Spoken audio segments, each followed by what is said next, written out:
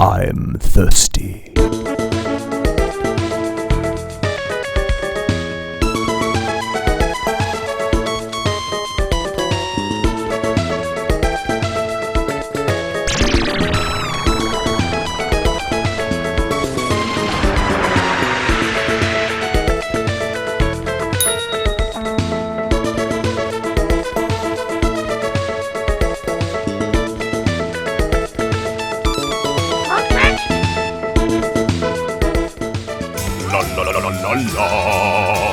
La palabra es olé! With the newest offering from your friends at LESTER'S FIXINS, Enchilada Soda!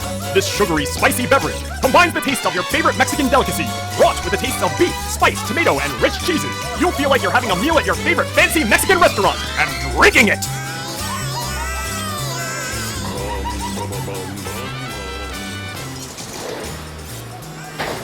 Hey everybody, and welcome to another thrilling episode of Limbo, Grub! I'm your host, Djclyve, here to bring you this special channel announcement! As you know, the Bravo channel has been going at it almost as long as YouTube has, dating back to the year 2007. Originally, I had intended on making this channel a vehicle to get all my old VHS home movies shown, but it was in that first year I switched my mission statement to the Ranma 1/2 character profile, and I profiled these popular anime characters from the year 2007 to roughly about the year of 2013, with some straggler videos here and there in the following years. By the way, keep your eyes glued to the channel for one more final character profile, which as of now is well into its editing stages. So, as I profiled and changed with the times, so did YouTube, and my next idea, Cartoon Limbo, was originally supposed to carry me to the end of my YouTube tenure. Unfortunately, as more people started making money off of YouTube, it became less a creative outlet and more a business. Making review-based shows such as mine became impossible because of all the outside media being used. Many of my old projects were pulled for copyright reasons, and let me tell you, a lot of work went into making those projects. There's nothing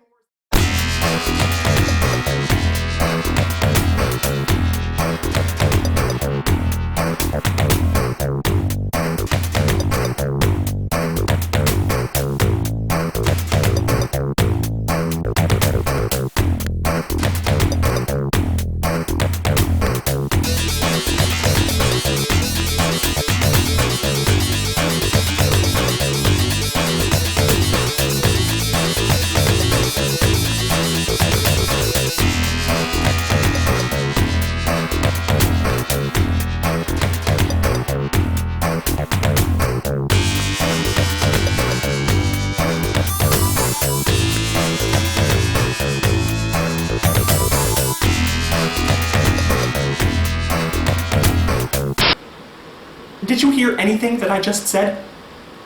What the hell was that? Do I not have control over my own show anymore? And what the hell am I even reviewing today? LESTER'S FIXINS? Again? Doesn't it seem like they're just lately hitting me with the old 1-2 punch? I review an item, and then I review a LESTER'S FIXINS item. I review an item, and then I review a LESTER'S FIXINS item. I review an item, and then I review a LESTER'S FIXINS item. And I review an item, and there's a I don't want that. You want to know why? Because I've seen what the end game is. I know that final LESTER'S FIXINS flavor that's gonna hit me and put the bullet in the back of my head. It might very well turn out to be the grimmest day in Limbo Grub history. When that happens, I don't want to see it coming. I want to be blindfolded the whole thing. As long as we're doing a pattern here, my heart is gonna jump every other damn week. So, another LESTER'S FIXINS product. This is becoming a real exercise for me, ladies and gentlemen, for it's becoming increasingly difficult to keep these shows different and interesting without repeating myself ad nauseum. What more can I say about these disgusting yucker yum sodas that I haven't said already? The answer is not a whole lot. Thank goodness I have part 2 of Mocha's Limbo Grub 10!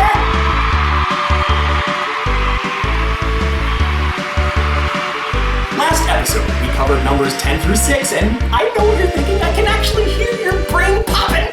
Where is all the Ranma stuff? Well, don't worry, because the top 5 is ruled by Ranma, and I'll give you the scoop on what the best old profiles are to go back and see. Well, the ones that are still up anyway, but we'll get more into that. Ladies and gentlemen, and everyone else, it's Djclyve's top 5 YouTube project from way back in the year 2007. And this is authentic painting of one of the Austrian barrios.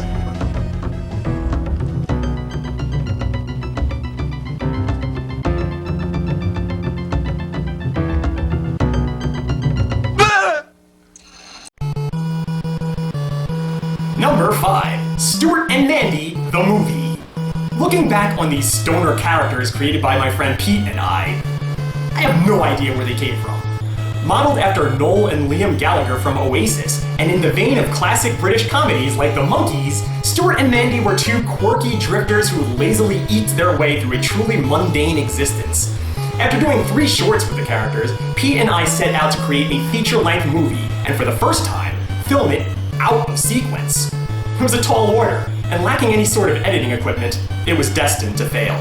Still, the nuts and bolts of it were great, and had we finished it, yeah, it could have been the best thing we did at the time. It was more structured than any of our prior efforts. It had a kicking alt-rock soundtrack, and a lot of side plots and characters to follow.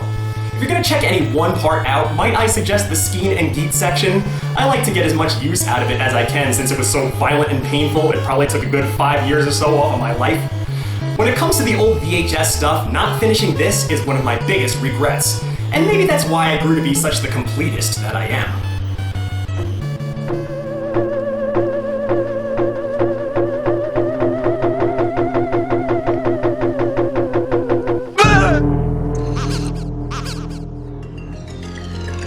Number 4. Ranma 1/2 character profile, Pantyhose Taro. You just know, certain Ranma 1/2 characters warrant real epic profiles. The ones with godly status, Prince Kieran, Lord Saffron, and this young man, Pantyhose Taro. These were always my favorite kinds of profiles back in the day. The ones with a swelling orchestral score and a good excuse to get growly and serious. The early profiles are hard to go back to, and I wish I had the time to go back and give some of those major characters their just desserts, but at the time, I thought this looked amazing. And to this day, it still looks pretty good, especially when compared to the rest. Especially notable since it was my first year profiling, I didn't cover every nook and cranny of the character. I left some degree of mystery so people would feel inclined to seek out their own answers. Maybe the preferred way to do it? To be debated, I guess.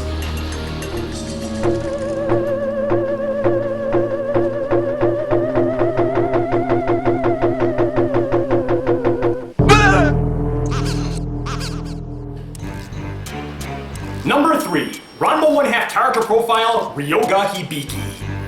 Breathe deep, the gathering gloom. Watch lights fade from every room. The Ryoga Hibiki profile places real high on the list because it was pretty well my first ever big event on the Bravo channel.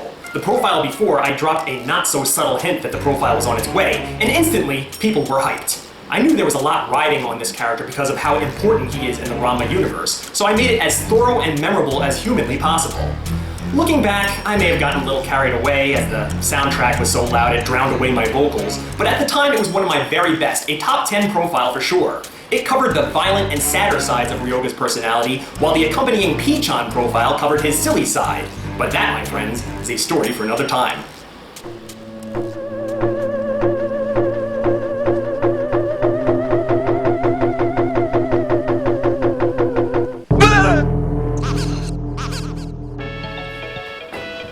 Number 2, Ranma 1/2 character profile, Happosai. Man, I pine for the early days of YouTube, where people weren't in it for profit and you could just create with no rules or limitations.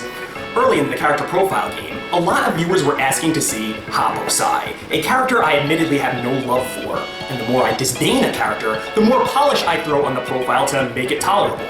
It was its very unique opening segment which made this video stick out amongst the others. The 2 minutes of build-up followed by a heavy metal, rapid-fire rundown of Happosai's signature moves, set to the tune of Rammstein's Feuer Frei. It took an annoying character and displayed him as a threatening badass in his own right. Of course, it was just a few years before YouTube's rules changed and this video has long been silenced. But to those who experienced it, I have no doubt it would be in their personal top 10s. If nothing else, it left an impression.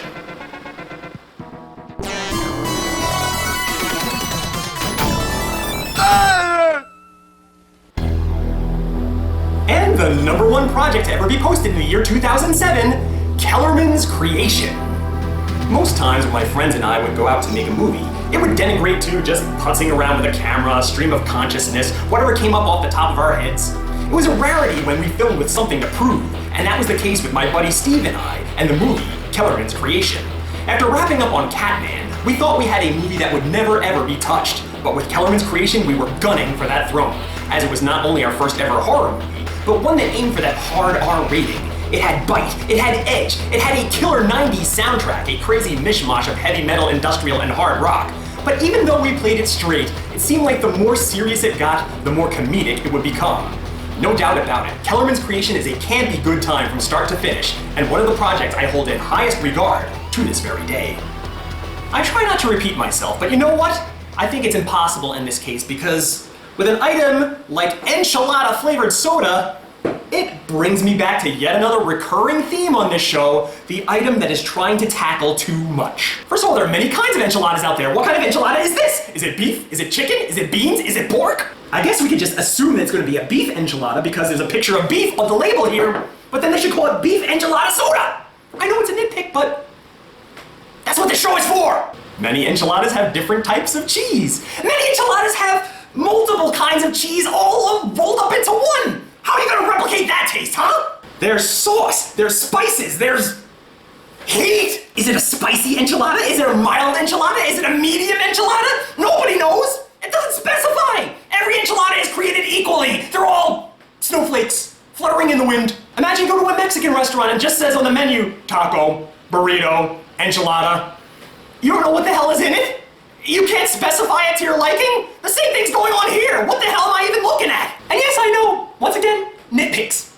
But that's what this show is for. You see, the thing about nitpicks, one by themselves, they don't amount to anything. You wonder why the hell I even complain about them. But you gather enough of them and you put them all into a giant pile, don't they become a big deal? If something has millions and millions of nitpicks, isn't there something majorly wrong with that thing? Takes me back to this movie that I once saw a while ago, and forgive me because they all start to blend together after a while. These things are so manufactured. I think it was either a Wizard of Oz movie or an Alice in Wonderland movie. Maybe it was the house with the clock in its walls, or actually I don't even think I saw that one, but regardless, they thought they were being real clever and they had like this time motif going on, and they had these tiny little creatures about ankle high, they called them seconds. And they were bad guys, they were real pests, they would come up to your ankles, they would nip at your heels, the heroes in the movie would constantly be kicking them away, they were real big annoyances. But those seconds were like combiner transformers, kind of like Devastator, where they could just combine and they could form into a giant thing called a minute. Obviously 60 of them on top of each other would create a minute, and it would be roughly about the size of a human being, probably about as tall as me. And obviously that's a little bit more formidable of an opponent. You would get into a brawl with a minute, you know, a minute could pin you up against a wall and slap you around. So obviously these tiny little terrors, they might not have seemed like a whole lot, but... And those of you who haven't seen this movie, whatever the hell it's called, you could probably predict where this is going to go from here, and I gotta admit, it is pretty clever. 60 of those minutes would get together and they would combine, and they'd form this hulking creature called an hour. And the hour was basically like freaking Godzilla! It would walk slowly down the streets and demolish buildings, it would step on churches, our heroes would have to mobilize to try to take the thing down, but the thing was freaking invincible! If only they had put more stock in those seconds. If only they had treated them like formidable foes back then while they were still vulnerable and they were able to take them down. It wouldn't have ballooned into this giant creature. Those seconds, those nitpicks, if only they had destroyed them while they could. There, I turned this episode into something. Now it is time to open this bottle with the power of Florida. Spicy, yes. Definitely spicy. Well, why beat around the bush? I'm just gonna drink it because why should a nothing episode such as this balloon over 20 minutes, right?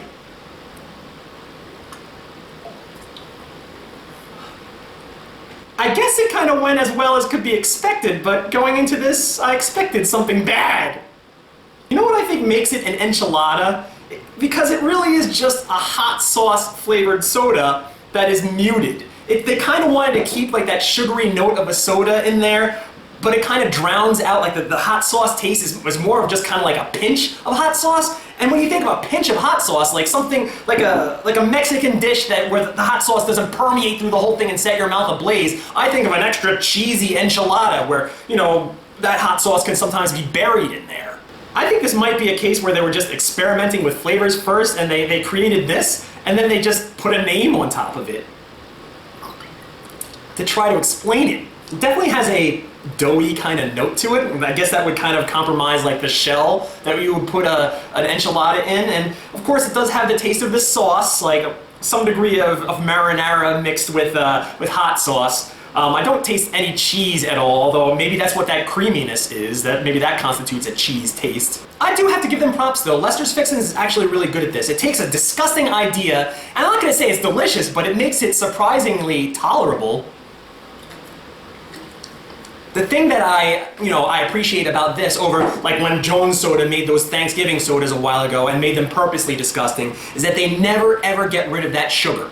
They make that sugar almost the dominant taste in every one of their flavors, and the flavor that's advertised on the label is kind of like lingering in the background. Picture, if you will, a sugar-flavored soda. No other taste in there whatsoever. Kind of tastes like one of those Ramune sodas that I had way back when this show was in its double digits. One of those Japanese sodas with a little glass marble in there. Tastes just like that. I mean, that's your base. That's your control test soda right there. The flavors that you see advertised, those are just little squoze and additives that they throw on top of that base soda. And I gotta admit, it's kind of a fun idea. Actually liking this a lot more than I thought, the more I drink it. So if I were to give this a star rating, I would definitely put it in that 3-star range. I grade it kind of low because, as fun as it is, it's not near as fun as all the other Lester's Fixins products that I've tried. In your eyes, if creaminess plus hot sauce equals enchilada, this product has succeeded for you. I suggest you go out and buy yourself a bottle of Lester's Fixins enchilada soda and thank me later. Your good buddy Djclyve saying until next time, I'll see you in Limbo.